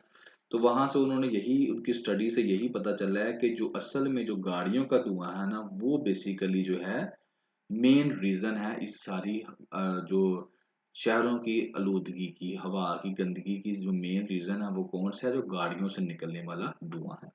और खास तौर पे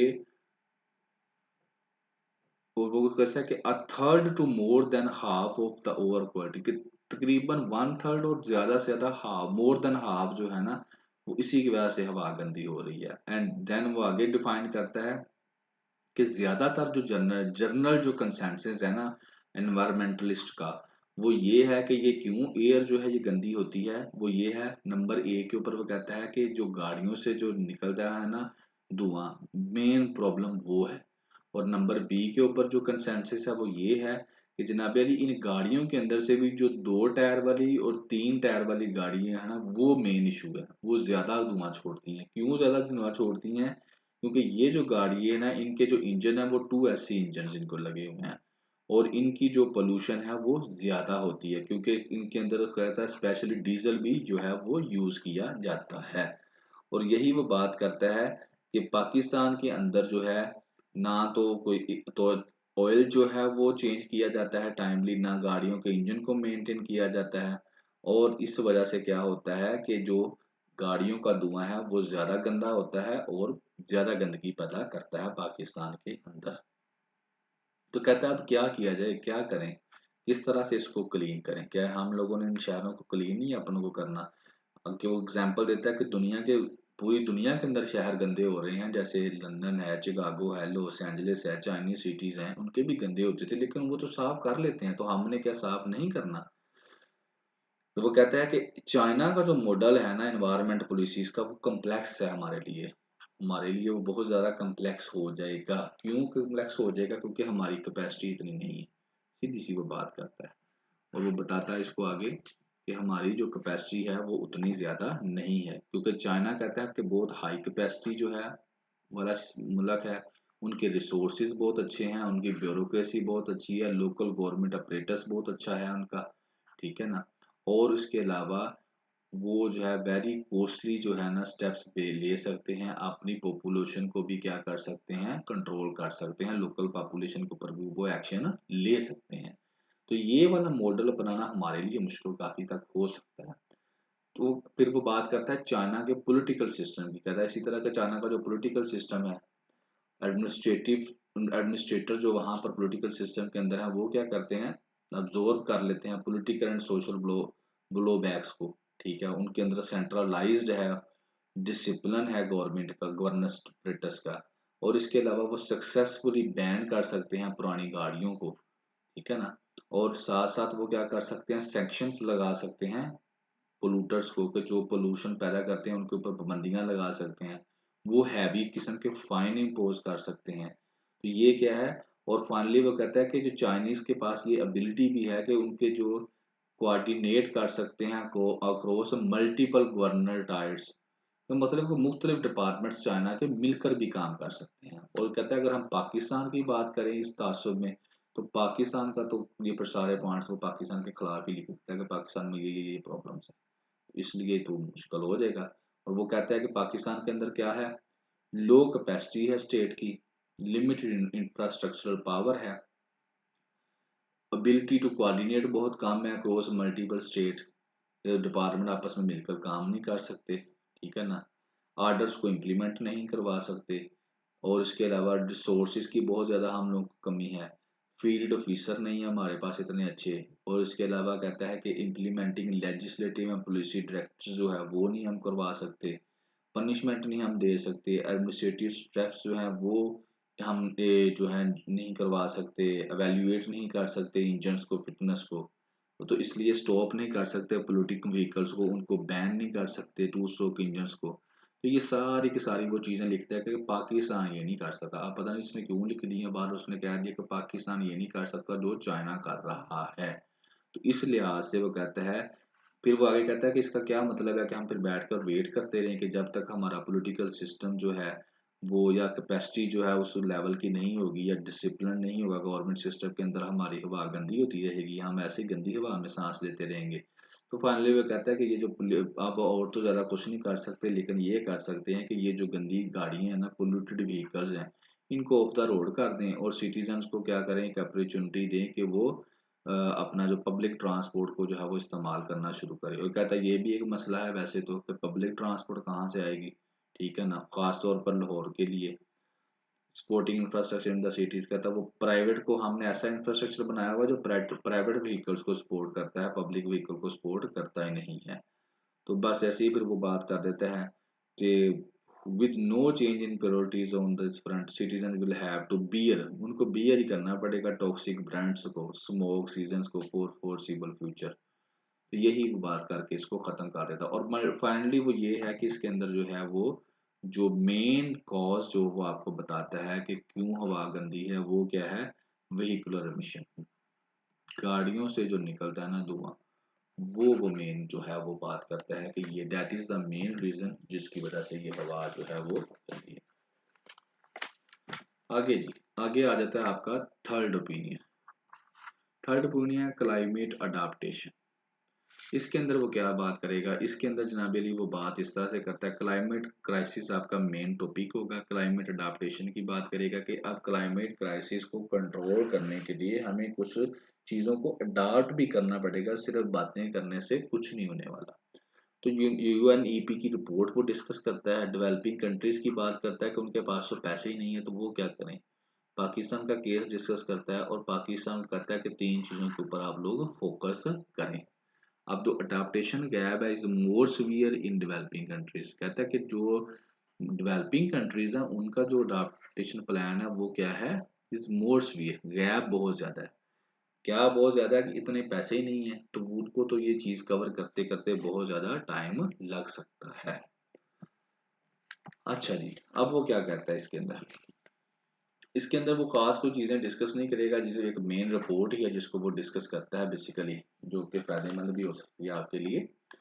तो वो कहता है कि रिस्क जो है ना क्लाइमेट की वजह से जो तबाही का है वो बहुत ज़्यादा है, और वो वक्त के साथ साथ क्या कर रहा है, बढ़ता जा रहा है। तो कम्युनिटी जो है उनको अब अर्जेंट नीड है इंक्रीजिंग की, इंजर्ट नीड हो रही है कि वो अब उनको जल्द अज जल्द आप लोग क्या करें, क्लाइमेट जो है उसको अडाप्टेशन प्लान के अंदर लेकर आए। और कहता है कि क्लाइमेट चेंज जो है कि उस, अगर हम जो है प्रैक्टिकली इम्पॉसिबल है, विद बगैर पैसों के एडुकेट सोर्सेज के आप क्या कर सकते हैं, प्रैक्टिकली उसको इम्प्लीमेंट नहीं कर सकते। इसके लिए आपको एक तो पैसे चाहिए, और दूसरी टेक्निकल एक्सपर्टीज भी चाहिए, जिसके से आप क्या करें, एक ऐसा इंफ्रास्ट्रक्चर बनाएं जो कि क्लाइमेट रिजिलियंट भी हो, और लोग अपना उससे रोजगार भी कमा सकें। कहते हैं कि अब शॉर्टफॉल ऑफ रिसोर्सेज, बेसिक ये है कि जो रिसोर्सेज है ना वो बहुत थोड़े हैं, तो इस वजह से आप जो है ना अडाप्टेशन जो प्लान है ना वो गैप है वो बढ़ता जा रहा है। और इससे क्या हो रहा है, सोसाइटी को और इकोनॉमिक जो सिस्टम है ना वो अकॉर्डिंग टू रिजिलियंट बनाना है इकोनॉमिक टू क्लाइमेट क्राइसिस मुश्किल होता जा रहा है। तो रिसेंटली कहता है यूनाइटेड नेशंस इन्वायरमेंट प्रोग्राम जो है उसकी जो रिलीज हुई है एक flagship report on the adaptation gap, उसके अंदर ये बताया गया है कि डॉलर 194 बिलियन जो है and dollar 366 billion per year, इन दोनों के दरमियान दरमियान हमें जो है वो क्या चाहिए, फाइनेंस गैप चाहिए, इतनी अमाउंट हम लोगों को इस दोनों के दरमियान दरमियान हमको चाहिए होगी।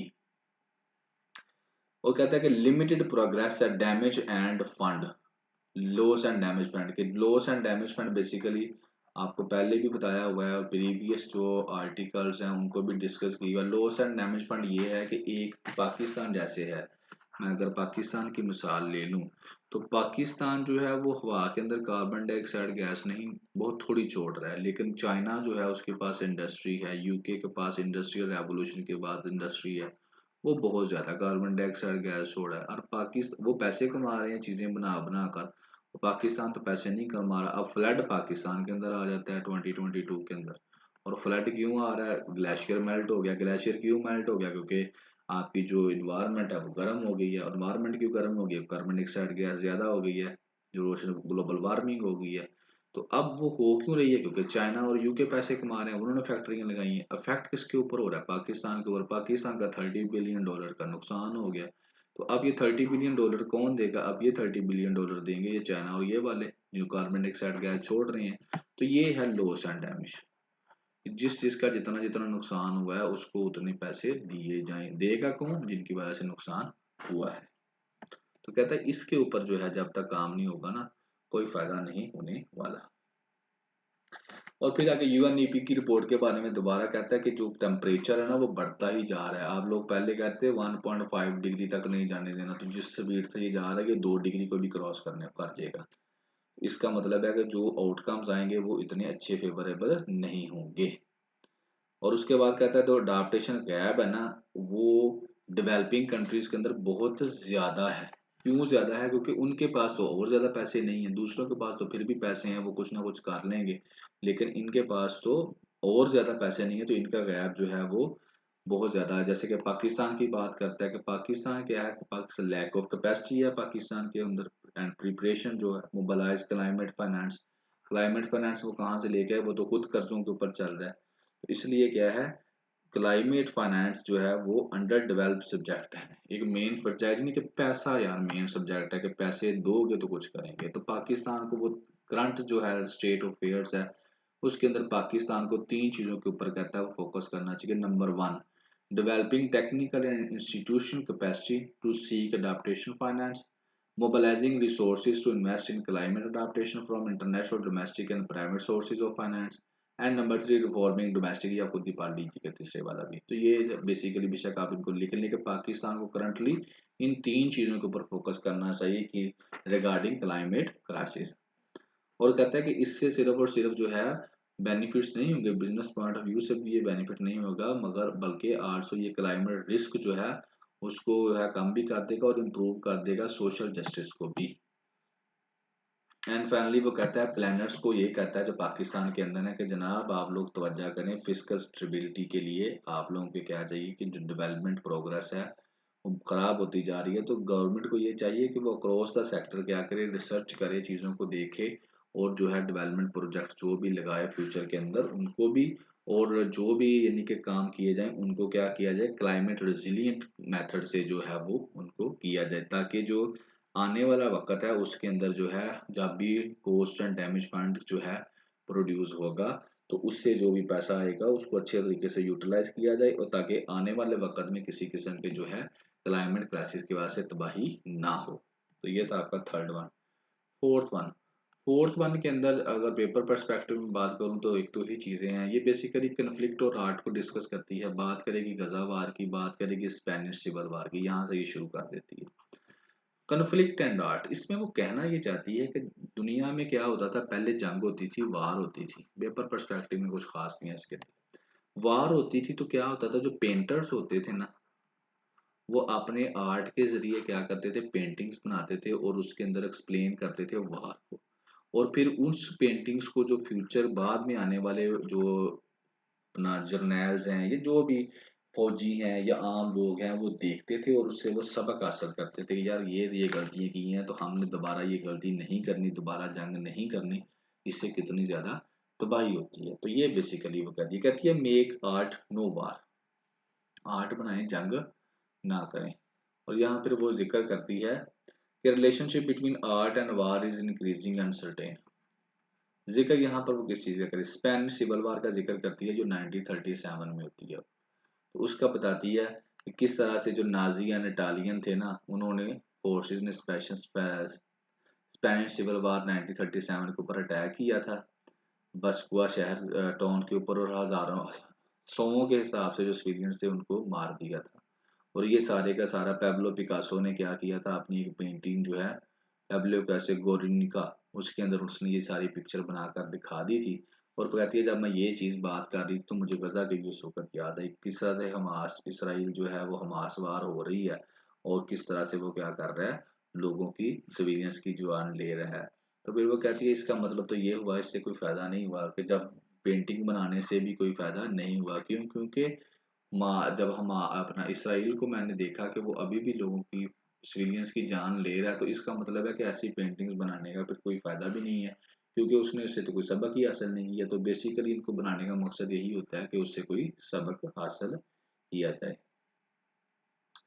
तो यही ये मुख्तलिफ एंगल्स के अंदर बात करेगी इसके ऊपर कि आर्ट जो वो ये बात करती है बेसिकली कि जो आर्ट है ना, वो कन्फ्लिक्ट एंड आर्ट, के किस तरह से कन्फ्लिक्ट के अंदर मुख्तलिफ किस्म के आर्ट्स जो हैं वो हेल्पफुल होते हैं। एंड इसके अंदर जो है वो ख़ास नहीं है कि बस यही चीज़ जो आपको एक दो मैंने बता दी थी कि किस तरह से 19वीं सेंचुरी के जो आर्टिस्ट थे वो मेड पेंटिंग्स जो है वो बनाते थे, और इन पेंटिंग जिसके अंदर वो ज़ख्मी सोल्जर्स को दिखाते थे, और बैटल फील्ड के अंदर जो है वो एजुकेट करने के लिए सर्जन्स को कि बैटल फील्ड के अंदर क्या क्या होता था, और ये सारी चीज़ें वो उस अपनी पेंटिंग्स के अंदर दिखाते थे। और उन पेंटिंग्स से जो आने वाली नस्ल है वो जो है मुख्तलिफ एंगल्स में काफ़ी कुछ सीखती थी, और ख़ास तौर पर वो ये भी सीखते थे कि हमने इसके बाद जंग नहीं करनी। सो जी, ये था आज का आपका lecture, and that is your responsibility. And hope आपने काफ़ी नई चीज़ें इसके अंदर सीखी होंगी। कमेंट सेक्शन में आप बता सकते हैं, कमेंट्स में जो भी आप आपकी सजेशंस हो। And have a good day. Thank you very much.